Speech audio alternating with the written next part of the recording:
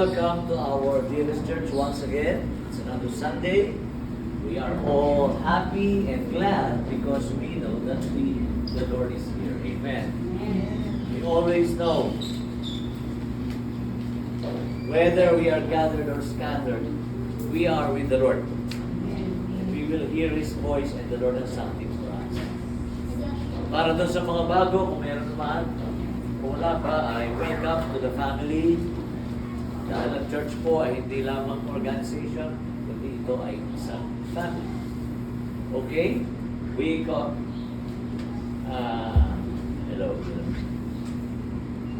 Palitan ito. Microphone eh. Hindi mo, Tape na lang. hello. We continue to rebuild the temple. That is the vision of Israel, rebuilding the temple. And we also rebuilding the vision of God in our lives, in the church. Yung po ang meaning na rebuilding the temple, hindi lamang itong ating place, hindi lamang itong ating pananampalataya. But we are rebuilding the altar of God, the vision of God in our lives. And what is our vision? To win souls and make disciples. Ito po ang ating pakitain ng simbahan. Hindi lamang ng pastor, hindi lamang ng evangelist, kundi lahat po tayo, lahat ng Kristiyano ay tinawag sapagkat tayo po ay tumanggap sa Panginoon bilang tagapagligtas at Panginoon as Lord to obey.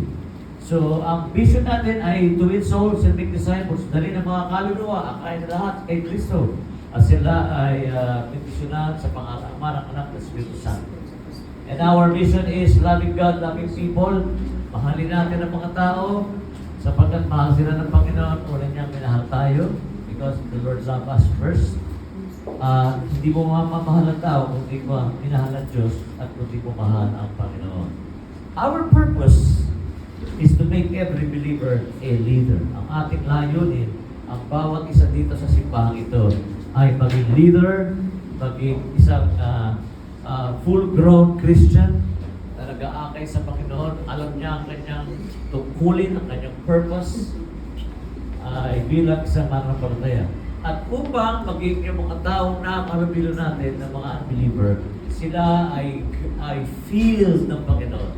The field, mission field ng Panginoon.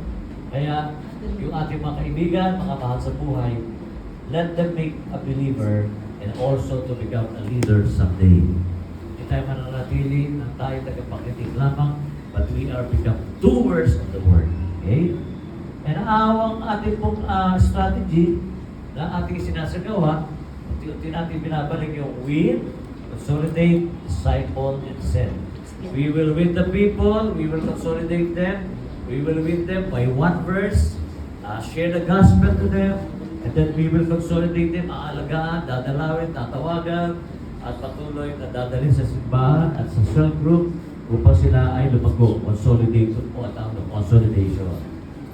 So hindi natatapos lamang sa altar, sa ang ating gawain pag-akay ng kaluluwa, kundi ito'y tinututungan, inaalagaan. Parang isang sanggol na kinuha sa ospital at inuwi sa bahay upang alagaan siya hanggang sa ilumago. And then our isa sa mga strategy natin ay yung disciple and send. Tayo po'y nagdi-disciple. Bawat isa sa atin ay dapat nagiging disciple ni Jesus. Hindi lamang siya follower, kundi siya magiging disciple at siya po ay isesend sa kaman pupunta. Hindi kinakailangan maging pastor ka para ikaw ay ma-send, kundi ikaw ay nasa mission field ng Panginoon. Amen. Yan po ang ating vision. Always remember, rebuilding the temple, the altar of God. Patuloy tayo ibabalik ng Panginoon sa vision ito. Yan ang purpose sa simbahan. Yan. Ibabalik po natin sa vision ng simbahan. Sapagkat naliglig ang simbahan, naliglig ang bawat isa sa atin pag dumating ang crisis. Dumating yung matinding crisis eh. Naliglig tayo ng gusto. Pandemic pa lang yan. Eh paano pag ang persecution pa? E di lalo na. Okay, this morning po ay ating tatalakayin dito ay it's all about remembering God. One of the greatest themes o tema that I've noticed in the Bible is the importance of remembrance. Pag-alaala. God calls His people to remember His goodness. Ang lahat.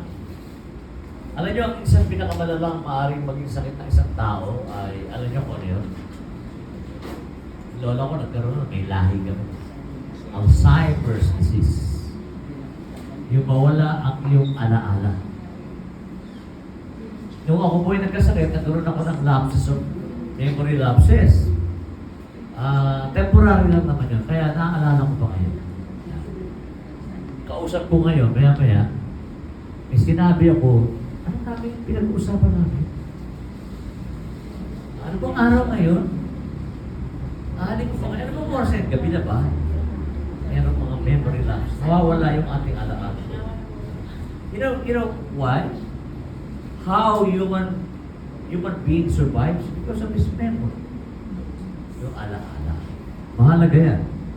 Kaya nga, pagka natuklasan mo someone with Alzheimer's disease, wow, naku po, tindi na. Pasubog-subog na lang. Ilola ko noon. Nung kinakasal ako, hindi nandun siya. O, kilala ako. Maya-maya, sino yung kinakasal niya? Hindi ko kilala yan. Kausap mo ngayon, maya-maya, hindi ka nakala, sino ka ba? Oh. Si Bernice na pagkakalantuta. Pagkakalantuta, ba't may tuta doon sa crib? Tapos maya-maya, sinusundo na ako ng tsamare. Ganito. Eh, mga patay na yun eh. Iba na ito ako. So, nag-deteriorate yung kanyang memory. So, it is a disease. Sakit that robs a person of their memory. Eventually, their memory of literally everything disappears. Nawawala. Even their memory of how to swallow food. And finally, namamatay na sila. Yan ang lola ko nun. Ang hirap mag-alaga nun, kaya pinasa sa amin. Eh, yun eh, tagal sa Amerika. Pagkatapos inuwi dito eh, wala mag-alaga. Saan pinasa kami nag-alaga? Hindi naman kami ang kumuha ng mana. Ngayon, makita ninyo, ang tao, maikli ang kanyang memory. Lahat tayo, maikli ang ating memory. Yung 10 years ago, hindi natin maalala. Tama? 5 years nga lang, hindi na natin maalala eh. 20 years, history, hindi natin maalala. Salamat sa Facebook, merong memories. Diba, pinapaalala? Kahit birthday, salamat sa Facebook dahil pinaalala ng birthday mo, nabati kita. O kung hindi, wala. Nada. And memory plays one of the most important functions in order for us to be truly human. Para maging isang tao tayo, ay kinakailangan napakahalaga ng memorya. The inability to remember the past invites, pagka daw nawawala ang memorya natin, it invites chaos into the present and means an uncertain future without meaning. Alam niyo ba nangyari sa Pilipinas? Alam niyo sa ibang bansa, lalo na sa London, yan, sa England. Sila, matindi yung kanilang pagpapahalaga sa nakalipas. Hindi nila inigiba ang lumang building. Pati nga yung taxi luma eh. Sa Singapore, hindi nila ginigiba yung mga luma, yung bakas na kanila nakalipas, na kung saan sila may lilikod. Sa bansang ito, ang memorya, ang pag-alaala, wala. Ginigiba lahat ng mga lumang building. Ang kilala ko sa NCR, na medyo nag-represent ang Las Piñas. Ang mga lumang building. Yan, Bigan. Pampanga. Ha? Pampanga sa Pampanga. Pampanga. Bulacan. Pero meron mga wala silang pakialam sa Maynila nga. Giniba na yung parang high-alay na lumang yung Biro Mall ng Giritas, tinanggal niya. Ang ganda naman ang Guadiloxin niya. Balak pa nga, gibain yung yung Metropolitan Theater. Ha? Oh. So kasi nga, may mga bago, nililimot na natin ang nakaraan. Ang mga kabataan ngayon, wala nang sense of history. Salamat na lamang sa Facebook. Papakita ng Facebook, ganito ang itsura ng CF Recto ng araw. Yes. Yung Isitan Recto, yan ay isang napakalaking sinerama. Hindi mo inabot yun. So ipapakita yan ng Facebook. Yan. Ang ganda ng Maynila. Nung inabot ko ang CF Recto, ang linis, maganda pa sa mga mall. Ang gaganda ng mga sinihan, parang ka nasa langit. Eh ngayon, Nagbuti nga nililis ng school. hindi na pinupuntahan ngayon. Wala na sili ngayon eh. Ang ngayon, ang mga pinupuntahan, mga mall na, ang mga inabot natin. Minsan sa Pinoy Henyo ang mga sumasali, mga kabata, mga millennial, walang alam masyado sa nakalipas. Inabot na doon sa sine yung mga lumang sine. Sinabi na lahat, hindi na hulaan. May pagkatapos sinabi ni hindi mo kilala si Frank Sinatra. Hindi mo kilala si Sinatra? Hindi mo alam yung My Way? Hindi na kilala si Frank Sinatra. Kasi nga, kung mo hindi mo inabot, wala ka nang pakialam doon. Oh. Ang kilala ko nga alam ko ngayon, si Manny Pacquiao, di ko kilala siya na Pancho Villa, sina Blas Ilorte. So wala silang sense of history, yung nakalipas. Kaya ngayon, ang kanilang pinaglalaban ay yung lamang present. Di mo alam kung ano nangyari nung bago pa si Marcos. Oh. Noong panahon ng gyera, nawasak yung buong Maynila, pati yung UST, si Ryan, lahat. Pero ngayon, i-enjoy mo ang ganda ng paligid. Naibalik yung Binondo Bridge. Yung bridge ba yun? Jones Bridge ba yun? Dinalik. Wasak lahat siya. Ang mga umabot na panahon ng gyera, matindi ang mga memorya niya, kaya humaba ang buhay niya. Kaya pag may kausap kayo magtanda, wala kayong marinig, kundi yung doon. Alam nyo, kasi ganito. Mabuti pinapaalala yun, kasi noon, ganun eh. Oh. Kami, yung mga nabuhay ng pinanganak na 60s na nabuhay ng 80s, pero hindi kami mga alaala na kami nakapaglaro sa lansangan. Kami yung last generation na nakapanood ng black and white, nag-cassette recorder. Experimental CD mga. Oo, lahat yan ha. Nag-teatro na, tapos yung naglaro sa karsada, ng patintero, etc. etc. Umakyat ng puno, nasugatan, nag-apekila. Yung mga alaala namin, natutong mag-swimming sa ilog. Bubot-bubad. Wala. Umiinom kami sa poso, saan man ang walang, na hindi ka matatakot na wala pang binibenta tubig nun. Kaya nga palang araw, pati hangin, binibenta na. Ross Boulevard, maraming naliligo na. O yan, oo. Pakalinis. Pag nakita niyo lamang napakaganda niya. Yung ilog doon sa amin, naglilimas kami, may isda doon. Tabi namin, may hito, may dalag. Maraming isda, may mga hito. Puno ng mga isda, hinuhol na, balina. Hindi, pusali na yun.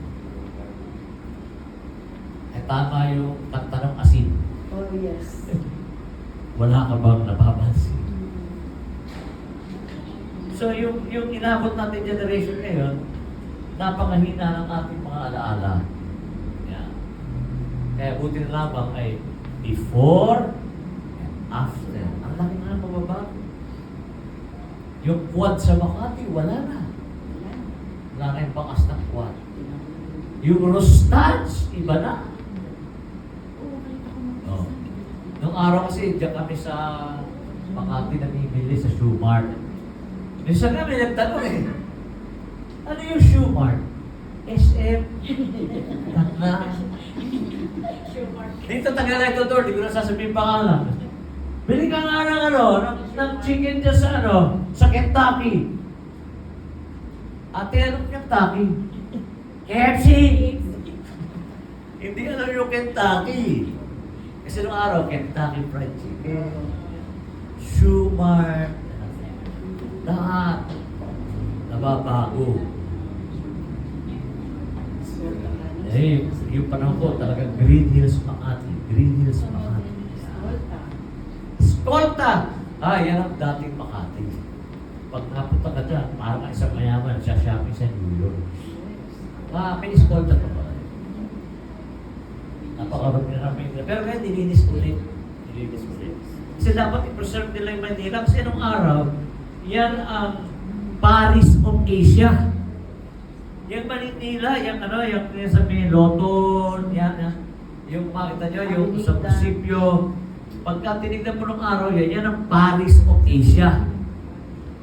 Matanda ba ang Maynila sa maraming mga syudad sa mundo? Kilala na ang Maynila. Pero ang mga kabataan ngayon, kilala ay beaches. Luneta, Baduy. Makita nyo nung araw, Luneta, talo-talo na. Napakaganda ng Luneta. Pumunta kayo sa Luneta. Ngayon ang sikat ng MOA. Ngayon nga, wala na yung planetarium, tinanggal at saka yung children's playground. Si Odi. Si Odi, wala na rin. Nabot naman ni Bernie sa si Odi. Pasko. Naluluto kami sa si Odi, ayos na. Ngayon, wala na. Ang Rustans nga, wala na rin sa Cubao. Cubao lang, ayos na kami noon, Pasko na. Tapos pagka magpapasok ka, sa Alimars. Isa na sa Alimars. Pagkatapos kakain kami sa Jollibee sa ice cream house. At saka sa yung mga kainan ng araw, ENT, saka nung araw wala pa mga chocolate na sila. Ano ba yung sa Santa Cruz yung kinakain natin? Kay Lim na yun? Ramon Lee. Ramon Lee. Sarap to. Ngayon pumunta ka sa Binondo, mas doon yung matindi. Meron pa. Meron. Kasi ang asawa ng mga fast food na ito naman, puro mga lason eh. Puro lason sa katawan. Alam natin, masarap araw-araw mag-Jollibee, Chowking, mga McDo. Kaya kami may sakit ngayon. Ngayon ang mga bata, sinasanay na sa gano'n. Ayaw na pagkain sa bahay, bili nga yan, order. Ayan. So, alam nyo, ito, yung marami akong mga trivia talaga eh. Ang Jollibee noong 1979, ice cream house, may waiter. Pag-order mo, nasa platito, ang laki, meron pang slice. Hindi mo kayang pusin yun, 12 pesos na cheeseburger. Tsaka order ka ng chocolate parfait. At tsaka banana split. Yun ang Jollibee. Partner mo ng clubhouse. Oo. Ang sarap nun. Kasi may Magnolia House pa nun eh. Ngayon kasi wala nang Magnolia. Ano na ngayon?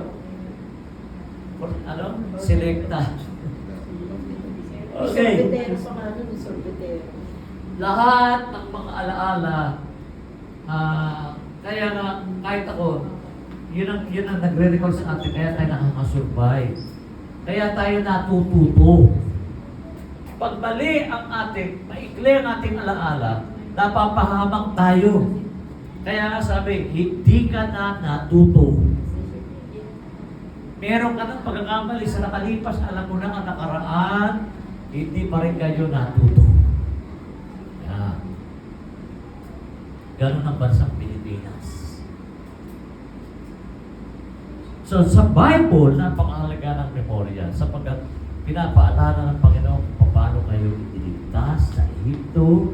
Pinapakilala niya kung sino siya, nagpakilala siya sa inyo doon as a nation and as a person.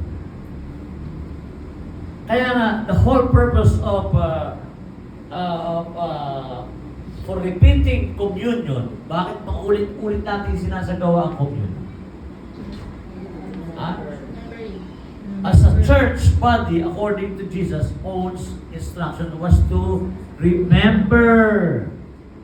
Nagpapaalala, Panginoon. Jesus told His disciples, as often as you do this, you do it in remembrance of me.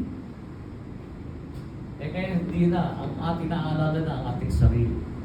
We are to remember what God has done and where we have come from. Saan tayo nanggaling? Maraming tao ngayon, maraming simbahan ngayon, maraming Kristiyano ngayon, hindi nila alam kung saan sila galing. Saan galing ang light of the world? Saan galing ang simbahan? Saan ka galing? Oh. Saan ka nanggaling? Wala kang sense of history ng buhay. Ang light of the world ay nanggaling po kay pinayo ni Dr. Eli Javier, nanggaling sa Assemblies of God. Si Pastor Javier naman ay nanggaling sa United Methodist Church. Ang United Methodist Church ay pioneer ni John Wesley during 17th century. Ni Charles Wesley.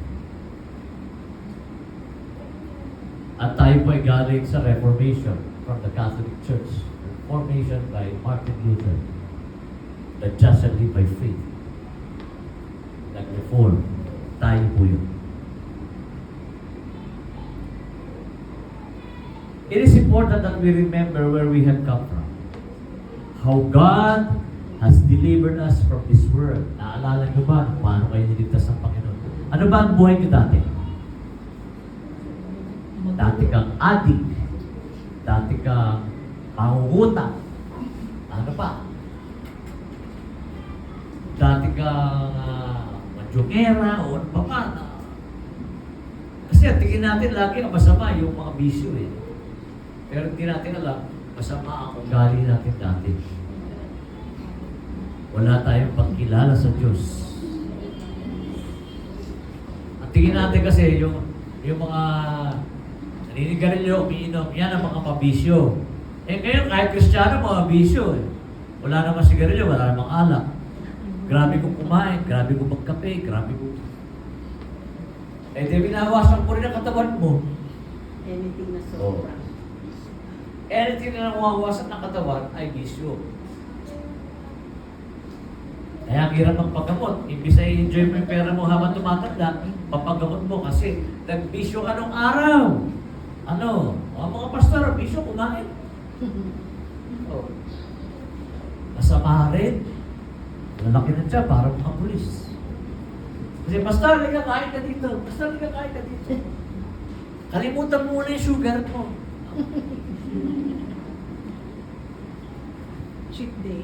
So, kung makita po natin, lagi ang Diyos sa Old Testament ay pinapanga, how I delivered you from this world of evil, or we will return to our old days. Pagka nakalimutan mo ang alalahanin ng Diyos, ibabalik ka ng Diyos muli doon sa dati mong kalagayan. Kaya ang Israel, ililigtas, ibabalik. Ililigtas ni Lord, magbabackslide, ililigtas, babackslide. Yan ang buhay nila, paikot-ikot lamang. Pag sila'y lumimot, ibabalik sila sa dating buhay, alipin. Pagka sila'y nagsisi, palalayain, mayayamanin uli ni Lord. Pagka lumimot, maghihirap uli. Katulad din ng Gideon, di ba? Yun ang pattern ng buhay natin bilang mga Kristiyano. Sana, maunawaan kita kung di ka Kristiyano eh. Pero hindi Christian ka, ikaw ay tao ng Diyos, nakakilala sa Diyos. You will return to old days.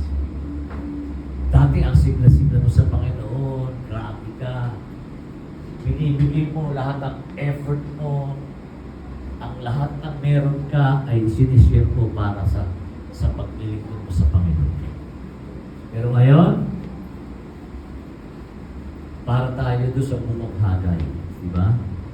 It was easier getting Israel out of Egypt. Madali lang yun eh. Deliverance yun eh. Oh, nag-encounter ka, nag-deliver ka. Woo! Pinalaya ko ng Panginoon from bondage to freedom. Okay? And then, but it is easier getting Israel out of Egypt than it was getting Egypt out of Israel. Hindi ba? Ibig sabihin, nakalaya na ang bansa Israel sa Egypt, pero ang Egypt nasa isip pa rin nila. Ba't hindi ang kanilang alaala? Ang inaalala nila yung pleasure. doon. Okay doon. Modern doon. May wifi doon. Okay doon. Comfort lahat. Ano sa Egypt. Pero alipin sila. Nasa wilderness na sila. Patungo na sila sa promise land. Pinangako ng Panginoon. Reklamo pa rin na sila ng reklamo sapagkat ang nasa isip nila hanggang alaala ay hindi doon sa pagliligtas ng Panginoon, kundi doon sa buhay nila dati. Nalimutan nila. Kaya nagtatawid na sila doon sa Red Sea. Sinisisid na si Moses. Wala akong kwenta. Pinahamak mo kami, mapapatay mo kami. Eh kung si Moses manunod ba? Iligtas na kayo. Kaya kung sabihin kung hindi kayo iligtas, malupit kayo doon, tapos kayo lahat. Binigay sa inyo lahat, pati kayamanan ng Ehipto. Tapos ito kayo, magkukomplain na walang kwentang leader ito. Ihanap mo kami. At doon pumasok si Korah. Gaganda ng mga sinasabi. And this warning and this exhortation is as necessary for you and me as it was for the Israelites in the long ago day. Tinuturuan tayo nitong nakalipas. Tinuturuan tayo. Itong mga nakaraan, istorya. Upang tayo ay matuto sa kasalukuyan. Matuto tayo sa nakaraan. And sabi nga dito, many Christians become selfish and self-sufficient nowadays. Nagiging selfish tayo. Aminin natin, o hindi. Yung selfish, pero hindi, selfish. Nagiging self-sufficient na tayo. Kaya na natin eh. Noong araw, lahat, tulong kay Lord. Lord, bigyan mo akong trabaho. Lord, tulungan mo ko. Lord, pagalingin mo ko. Lord, pag-aralin mo mga anak ko. Lord! Eh ngayon, kaya mo na. Wala na si Lord. Self-sufficient. Forgetting to remember the Lord. And Moses urges Israel to remember their dependence upon God and warns them about pride and self-sufficiency. Sabi ng ni Moses dito, manatili niyong alalahanin yung pagiging dependent ninyo kay Lord. Aasa ka pa rin kay Lord when they reach the promised land. Ang yayabang na kasi nila eh. Pride and self-sufficiency. Oo, may trabaho ko. Yung anak ko, grabe, galing niya. Kaya kami nagkaroon ng bahay ganito dahil magaling ang anak ko. At saka ako, magaling ako eh. Lahi namin magagaling. Hindi ba alam na lahat ng yan ay bigay ng ni Lord? Amen. At kaya bawiin ng Panginoon niya. Bakit pinagmamalaki yan? Hindi ikaw! Self-sufficiency. Galing. Kaya minsan, hindi tayo pinapetulog agad ng Panginoon na kasi susumpat din sa'yo ng Panginoon. Pero nung palit ng Panginoon, kung anong gustuin mo, sige, gawin mo. Hindi ka naman niya pipigilan. Sige. Sige, gawin niya yan. Pero tandaan ninyo, lahat ng nagaganap sa buhay ng Kristiyano ay kontrolado at alam ng Panginoon, orchestrated ng Panginoon. At lahat ng mga nagaganap ay para sa ating katutunan. Kung bakit ka napahamak, ako inaamin ko, ako nagkaroon din ng mga pagkakamali. Ako po ay na-diagnose na mayroon akong liver cirrhosis, aaminin ko sa inyo. And this is irreversible. Hindi nagagaling. Pinababagal na lamang ang proseso, pero doon din ang punta. Very rare na gumaling, himala. Kabalik sa dati. O kaya papalitan, transplant. Pero sa ako ngayon, sa stage 1, pinababagal na lamang. Kasi pagka hindi mo pinabagal, mapapadali. Langit agad. Maraming pagkagawin siguro sa Panginoon, kaya pabagalin muna natin. So, marami rin akong mga pinagsisisihan. nasa ngayon, ay inalaw ito ni Lord upang matuto ako at ito ay maging layunin niya upang maipahayag ang kanyang kalulatian. And the Lord says, beware lest you say in your heart, my power and the might of my hand have gotten me this wealth. Ako ang nagpagawa niyan, ako ang bumili niyan. Kaya nga si King Nebuchadnezzar, pinalo ng Panginoon, yabang niya. Diyos na siya, tingin niya. Binaba siya ng Panginoon hanggang sa kumilala siya sa Panginoon. Beware na sabihin mo sa puso mo, ako ang bumili, ako ang gumawa niya. Pinagsikapan ko lahat siya. Deuteronomy 6:12, Moses issued a final warning to Israel just before they enter the promised land. Be careful that you do not forget the Lord. Paulit-ulit, sir. Be careful. Pupunta na kayo sa promised land. Makakamtan mo na yung layo ng Panginoon sa buhay mo. Ang sabi ni Moses, be careful. Do not forget the Lord who brought you out of Egypt, out of the land of slavery. Be careful. Huwag na kayo babalik doon. The meaning of the Hebrew word for memorial is to remember. Kaya meron tayong mga memorial. Meron tayong mga monumento.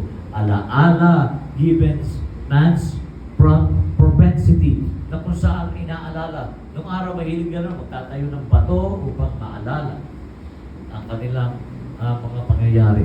Yung mga milestone sa kanilang buhay. To forget, it is a little wonder that the memorials have frequently played an important role, lalo na sa biblical history. Meron important role ang mga memorial. At the foot of Mount Sinai, Moses built an altar of stones to commemorate God's covenant with Israel. Tayo, meron din tayong mga commemoration. Sa secular, meron din silang commemoration. We be encouraged to be God-directed and not self-directed. Na tayo ay dinidirekta ng Panginoon, hindi ng ating sarili. Bagamat hawak mo manibela, pero si Lord talaga nagpapatakbo. The emphasis of God's ability to create abundance is very evident throughout this sermon delivered by Moses to the Israelites. Yung magkamal ng kasaganaan, kayamanan, ay lagi pinapaalala na si Lord ang nagpo-produce niyan sa inyo. Kaya kayo nakakapag-produce ng abundance. So the word remember appears 14 times in Deuteronomy. Doon sa panahon na yun, pagpunta sa promised land. Remember, makulit ang Panginoon. Pinapaalala. Kaya nga, sabi ni Ninang Esther, walang gamot sa mga tao na nakakalimot kundi ang paalala. Kaya di ba tayo pagka pinapaalala? Kulit naman! Paalala. Mabuting pinapaalala. Magamat makulit. Kasi pagka pinaalalahanan ka, maaalala mo, uy, pinaalala sa akin. Tama, alin? Ayaw natin na pinapaalalahan tayo. Nakukulitan tayo. Eh, lalo na mga matatanda, makukulit yan. Pero yung kulit na yun, kaya nga si Lord, nangukulit eh. Yung bishop, kinukulit sila. Titikastag po rin nyo, ito. Kasi Moses, nakulitan na eh. Puro utos. Galit na eh. Nakukulitan. Kaya pagka pinapaalalahan ka, salamat po, pasalamat ka na lang. Salamat. Kaysa na may lagay mo sa bahay yun. Paalala, patayin lahat ang ilaw. Paalala. Di ba? Ikaw naman, tatapik ka. Alala. Oo, alam ko na eh. Paalala. Oo, paalala ko na. Ay, hindi. Sa bahay nakalagay. Paalala. Eh, nakakalimutan pa rin. Ay, ako hindi. Naglalagay ako sa bahay. Ako lagi ko. Nangyayin na sila sa akin yung kalalang kasi electric stove eh. Eh, walang apoy yun eh. Isa kinaalis ko yung yung takor eh. Kabukas pala. Buti na Lagi lang. sa baka mag-uwi ko dito, tostado lang tao dito. Pati Ako lagi paalala. Sa tao na kalilimot, ang gamot ay paalala. So, ganoon ang issue dito. We might be tempted to forget our dependence on God and become self-directed. Let this what Thanksgiving Day is all about. For our God's people, remembering and giving thanks go in hand in hand. Kaya nga, remembering what God has done. Ginagit natin kanina, di ba? Remembering what God, anong ginawa ng Panginoon sa'yo? You celebrate what God has done. That's why we celebrate Sunday. We celebrate our salvation. We celebrate Christ. We celebrate the Lord. If we eat together, we celebrate the Lord.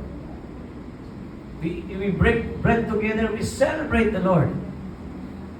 Pag tayo ay nag-outing, we celebrate the Lord. Pag tayo nagkakasaya, we celebrate the Lord.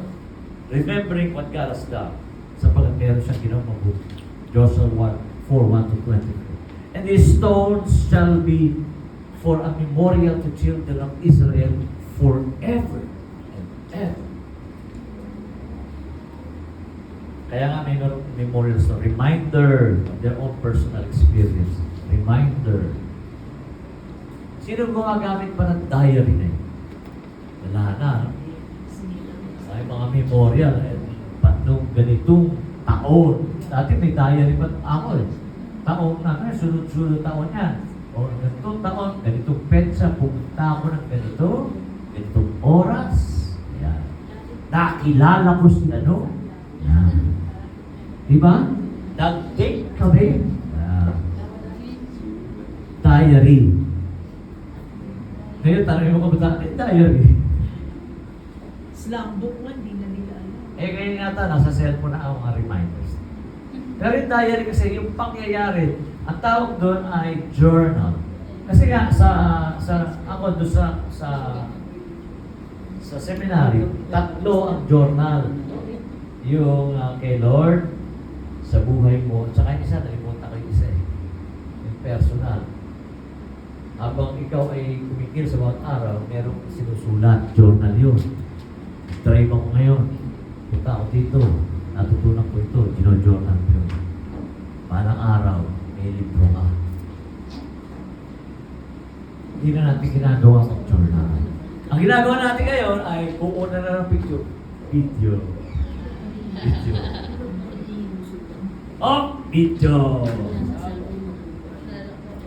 Tapos, nag-viral.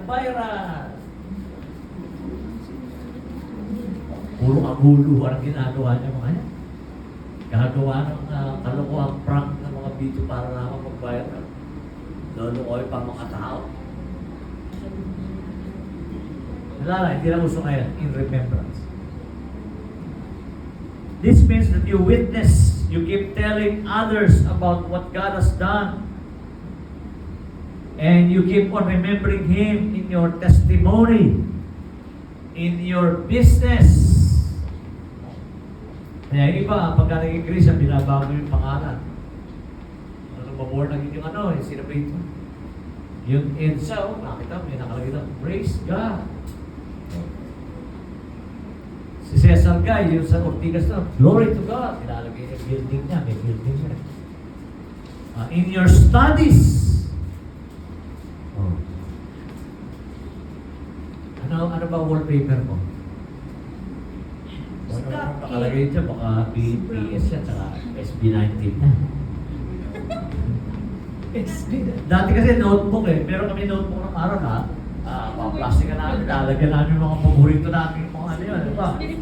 Rockstar ang uso ng araw eh. Sasaksak dito, tinitiklop na ano ba yan? Yung karton na black karton na black na lang, itik lang. Ibabalutan ng plastic yun, mayroong mga rockstar doon na nakalagay. In your studies, in your gratitude, in your humility, in confidence, in holiness, and surrender. There are memories of experiences of God's answering prayers and God's marvelous hand of provision. Alalahanin mo yung mga sinagot ng Panginoon na prayer mo. Ha? I remember, even in seminary, how God's always provided for our needs. Nasa Bible school kami. Ultimo yung gripo, pinapanalangin ko, babas ka tubig, toothpaste, pinapanalangin.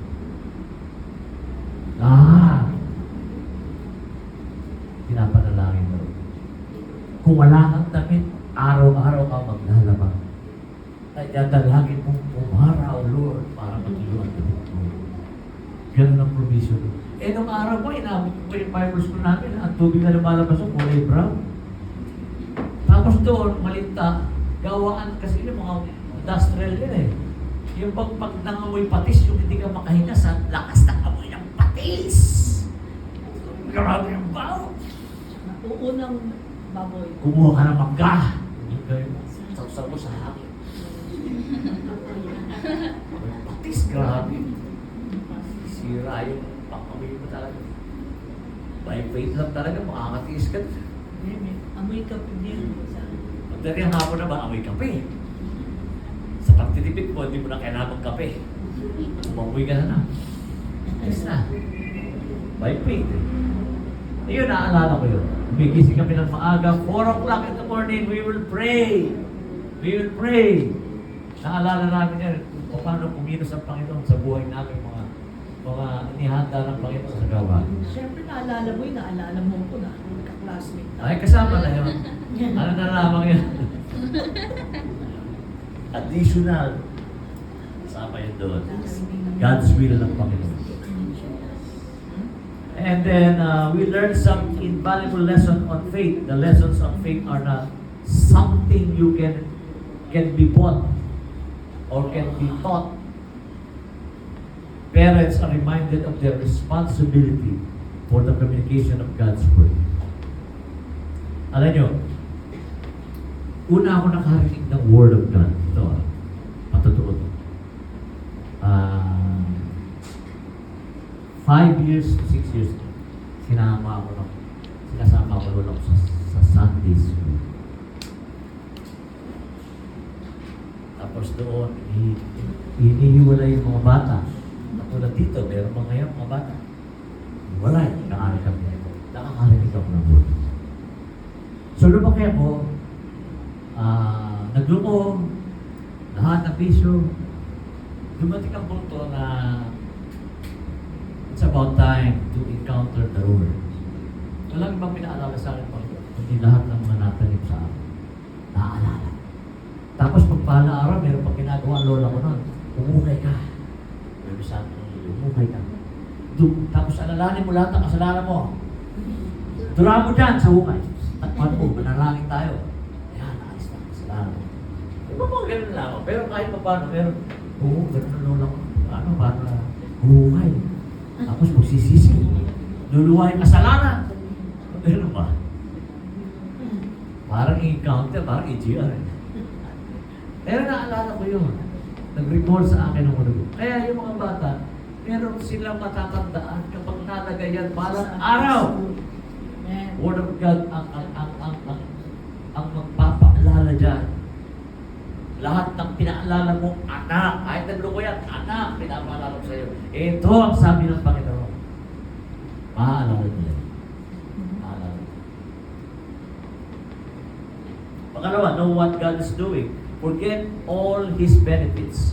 Forget not all His benefits. Sabi ni David sa Psalm 103 ay, kasi pagka yung word na benefits, ibig sabihin, ano yung mapapalamos ng bagay?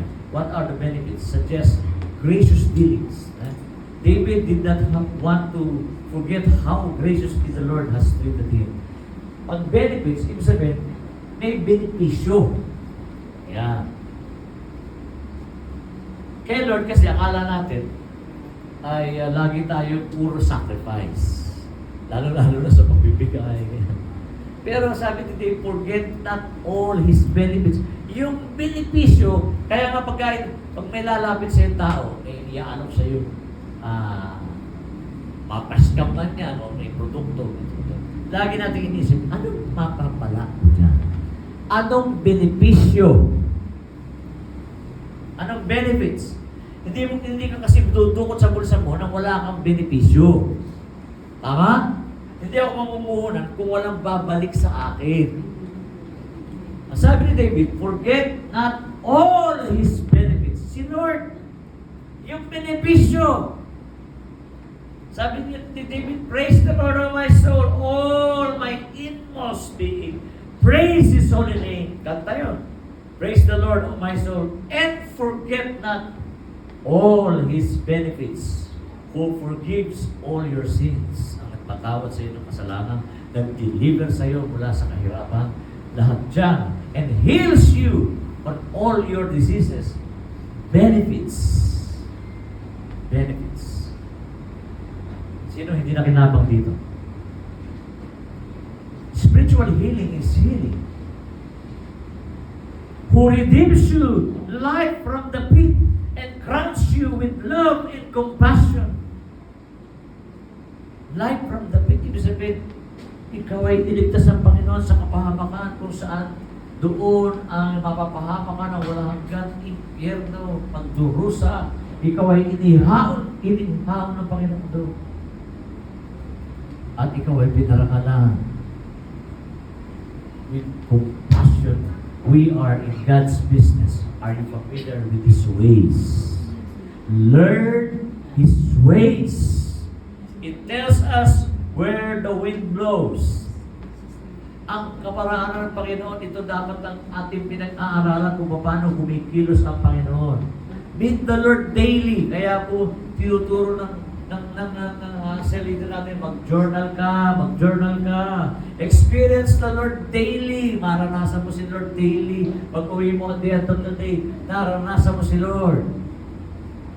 Trust the Lord daily. Daily bread nga eh. Pag titiwala mo, wala nang iba kundi ang Panginoon sa bawat araw, mararanasan mo siya. Mamimit mo siya. Sa journal, araw-araw, meron kang ilalagay doon sa iyong journal, doon sa iyong devotion. That's why in Proverbs 3:6-16, atin ito, kabisa, alam po natin ito. Dapat bilang mga Kristiyan, marami tayong alam ng mga verses. Trust in the Lord with all your heart. Never rely on what you think you know. Kung isipin, marunong ka. Ang sabi nila kasunod, remember the Lord in everything you do. Si Lord ang una mong iisipin sa lahat ng gagawin mo, sa lahat ng gagasusin mo, sa lahat ng pagkakakitaan mo, sa lahat ng trabaho mo sa bahay, sa lahat sa iyong iniisip. And He will show you the right way. Sino rito gusto ng right way? Ayaw natin ng left way. Gusto natin laging matuwid na daan. Pero alam nyo, by nature talaga, kahit Kristiyano ka. Kaya that's why I don't believe in free will when it comes to salvation and nature of the original sin.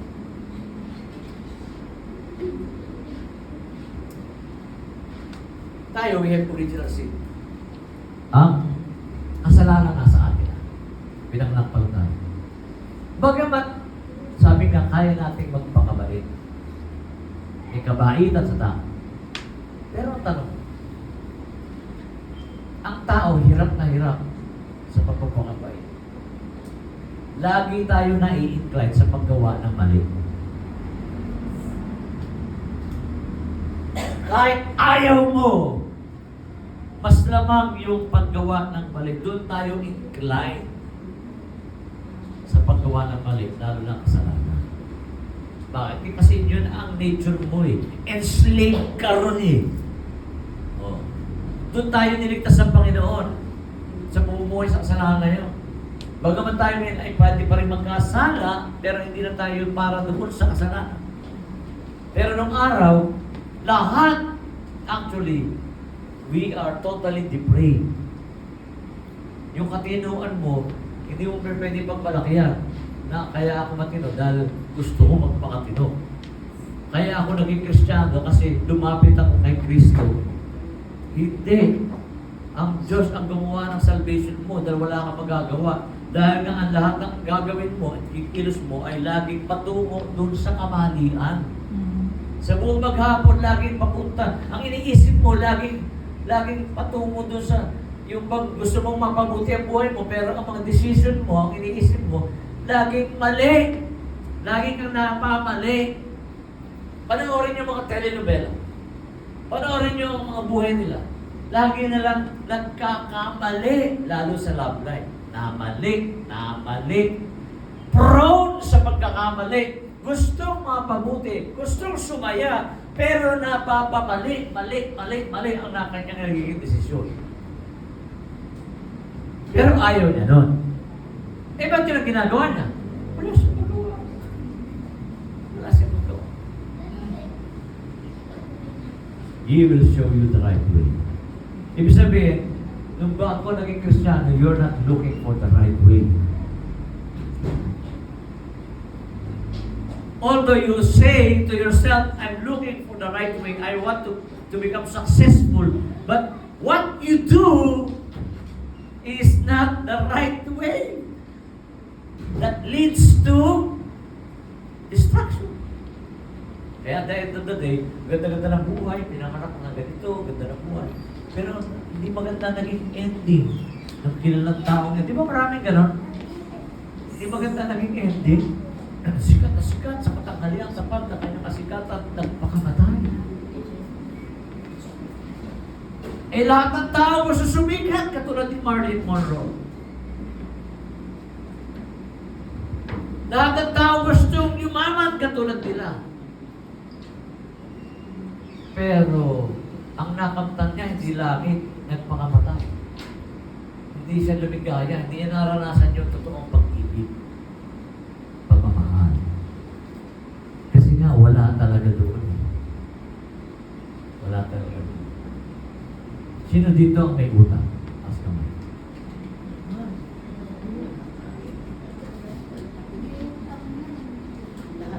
Lahat. Utang na loob din. Sino dito naniniwala, blessed ka? Amen. So, ibig sabihin ng blessing, hindi lamang patungkol sa pera. Yes. Correct. Kaya nga, ang nangyayari, yung inaasam ng tao na kanyang kaliligaya at kanyang ikasutatagumpay ay patungo sa kamalian kasi he is not looking for the right way, but the Lord will lead you to the right. That right way, He will make your path straight. Right way. Gandang pangalan ng restaurant. Okay? Right way. We're not looking for the right way. We are looking for the right thing in our lives for our own good. We think it's all for our own good. But ang totoo, hindi. Ang dulo niyan, hindi mo nakikita, luluha ka sa dulo. Magsisisi. Kaya nga minsan, kung kailan tayo tumanda, saka tayo naging, kaya natututo, ay, oo nga, marami ako sinayang na panahon. Ayun, natutunan ko na. Pero hindi mo naman ibabalik ang dati. Pero ang buhay ay pagtuturo ng Panginoon. Ibig sabihin, meron buhay na susunod pa. Kaya dito pa lamang, napakahalaga ng pagtuturo at paalala ng Panginoon. Hindi lamang buhay ka rito, tapos punta ka sa langit, pag rito, puro ka tulog. Hindi, meron tayong magiging buhay, lalo na sa milenyo. Meron tayong mga, tayo ang nasa posisyon. The government of God. Kaya yung right way, kinakailangan ko na. Pangatlo yung, He assured of what God will do for you. Ina-assure lagi ng Panginoon kung ano ang magagawa niya sa iyo. Because He loves you, says the Lord. I will rescue him. I will protect him. Pangako ng Panginoon kanya, kung babaliwarin niya. Sino ba nag-rescue sa iyo? Si Lord. Sino ba nag-protect sa iyo? Si Lord.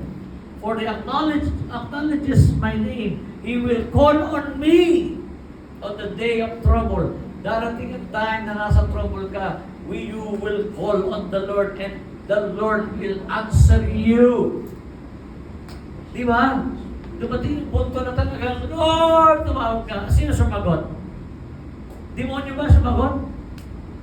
Ang sabi ng Panginoon, if you call unto me, I will answer you. He will call you. You will call on me and I will answer you and I will be with you in trouble. Ibig sabihin, di aalisin ng Lord agad-agad ng trouble. Nandun yung trouble, pero kasama mo si Lord sa trouble. Kasama mo si Lord sa trouble. All of us are in trouble. Lahat naman tayo nasa problema ng kaguluhan. Pero si Lord nandun sa kalagitnaan, hindi niya inaalis. Kasi ang solusyon ni Lord, hindi alisin. Kundi matutunan natin ang magtiwala at kumilala sa Panginoon. I will deliver him and honor him. You honor ka ng Panginoon. Even your next generation, yung kaapu-apuan mo, you honor ng Lord. That's why yung mga third generation dito ng Christian, ang inyong ini-enjoy ngayon ay pagpapala ng mga nauna sa inyo.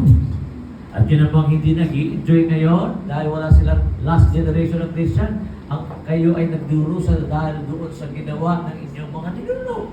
Right? Kaya magsimula kayo ng generation of priesthood. Generation ninyo, susunod ng generation, maaalala. Parang Bible yan, ito. Anak ni ganito, generation ni David, ni Solomon. Anong generation ang ginawa mo? So yung mga ini-enjoy ng ibang Christian ngayon, ini-enjoy lang nila yung last generation of Christians na talaga ng buhay sa Panginoon. Pinuhunan, katulad ng simbang pinanggalingan ko, almost 70 years na, namuhunan yung mga matatanda doon.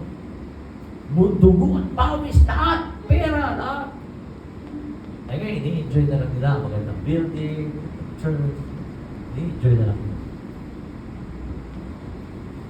Pero yung mga Christian na ngayon na nakakilala sa Panginoon, nagdurusa, bakit? Kasi yung last generation natin, hindi naman sumunod sa Panginoon. Pero huwag kang mag-alala, magsisimula sa iyo. Sa iyo, tinatapos na ang sumpa. Di ba gano'n? Kasi naniniwala ko dyan eh. Dami ko kilala. Kapatid ko na lang. Single mother. Ay, anak, single mother din. Yung apo, single mother din. Eh, bakit ganon? Eh, syempre, naipapasa. Like mother, like daughter, like father, like son. Kaya, yun mo natin. Magsimula sa atin. Magsimula sa atin. Remember the Lord. Forget not all His benefits. And be assured of what God has will done for you. Ang sabi dito sa Matthew 7-8, ito, lagi natin nakikita ito, pero hindi natin ginagawa. Ask and it will be given. Nag-ask ka na ba? Ask and it will be given to you. Seek and you will find. Knock and the door will be opened to you. For everyone who asks, receives. Ang sino mang humihingi, nakakatanggap. Sino gusto tumanggap? Amen. Humingi ka. The one who seeks, finds. At huwag kang titigil. Tak. Walang tao eh. Bato ka pa. Bato ka ng bato. Eh, nakakaisang tato ka pa, nakakaisang hihingi ka pa lang. Oh. Minsan, bakit lang dito, gusto ng Panginoon. Keep on asking and you will find. Oh, totoo yun. Totoo lang. Yung judge, di ba? Yung mga lupit na judge, kinulit. Masamang judge yun. Pinagkaloob sa kanya ang justisya. Dahil sa kakulitan, ginigising siya araw, gabi. Kinulit siya. Ayun. Binigay sa kanya ang justisya. Si Lord pa kaya? Oo. Yun daw masasamang tao, nagbibigay ng mabuti sa kanilang mga anak. Oh. Eh, pa kaya ang mabuting Diyos, magbibigay ng ano? Ng mabuting bagay sa kanyang mga anak. Baka akala natin, humingi ka ng tinapay, binigyan ka ni Lord ng bato. Hindi. Alam mo lang yun kasi nga, meron mo parang may trouble ka eh. Hindi mo alam, blessing yun. Blessing yun. One of the things that is so important about the concept of living God's purpose in this is we are encouraged to continue to live our regular lives. Okay? God has a purpose and plan for you, Jeremiah 10:23. His plans are sure, His plans are true and faithful. Yung iba nagduda. Totoo yan. This doesn't mean that you will never experience problems. Hindi nakangulog kapag naka-Lord ka, wala ka nang mararanasan problema or trials in life, but you do have an eternal future in Christ spiritually. Eh dito pa nga lang, naranasan ko na yung benefits niya eh. Lalo na yung eternal future mo. God's plan for you is to prosper and grow spiritually. Lumago ka sa Panginoon. Pag lumago ka sa Panginoon, malalaman mo ang secret ng universe. In Christ is in the very situation you are in right now. Right now. Si Kristo nasa iyo na. Bayo tayo na. We always reminded to remember the Lord in all that we do. And remember His benefits.